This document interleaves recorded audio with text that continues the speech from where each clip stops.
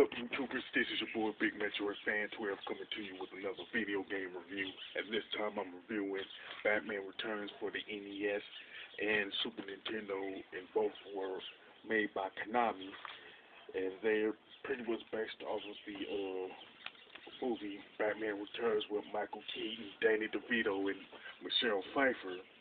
And the plot of the game is pretty much the same as the movie, where Batman is trying to stop the plot of the Penguin and the Catwoman.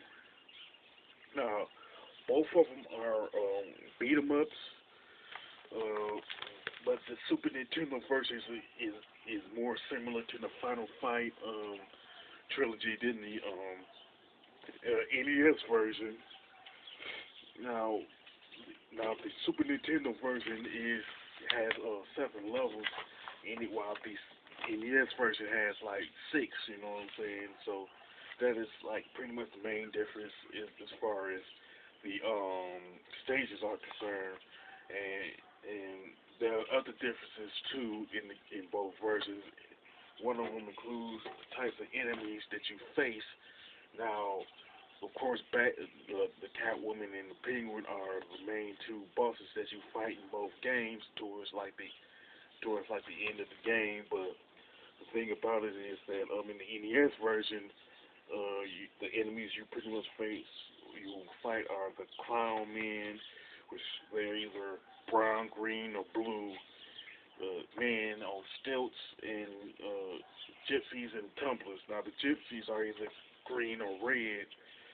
Now the Super Nintendo version has like more enemies in that version, like the fire clowns, the bikers, the clowns with the rocket launchers and everything like that. Now in both versions you can replenish your health by using hearts. They're like small hearts and big hearts. And the one thing about the game is that you can use test tubes in both versions. Now with the Super Nintendo version, you pretty much take out all the enemies on the screen. I don't know what you do with the test tubes in the NES version, because I haven't used it.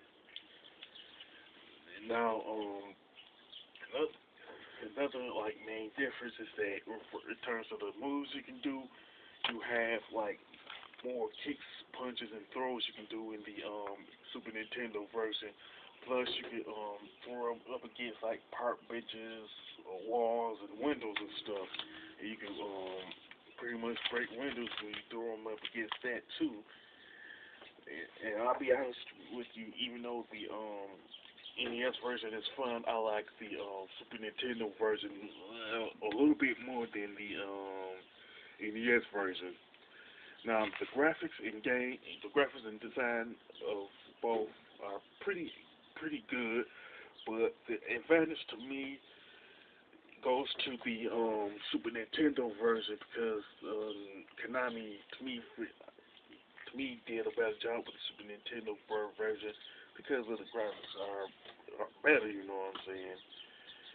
And as far as gameplay is concerned, both of them are good, but at the same time, the NES version has the advantage in terms of like more like. No, the Super Nintendo version has the edge because you have more moves that you can use in it. For some reason, I'm just thinking of the Batman game for the NES, the first one that came out.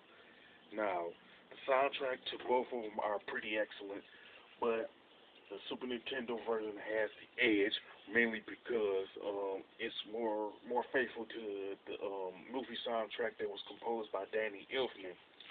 Now, I honestly would recommend both to people who are Batman fans, retro gamers, and YouTubers who do Let's Plays on their channel. But me personally, I prefer the Super Nintendo version of Batman Returns. Now, as far as like gripes, my main gripe with the NES version is the pretty much the design haven't like really aged well compared to the Super Nintendo version, and the Super Nintendo version I would say gets progressively harder when you get as you go through the game. It's practically the same thing with the NES version, but it's not as bad.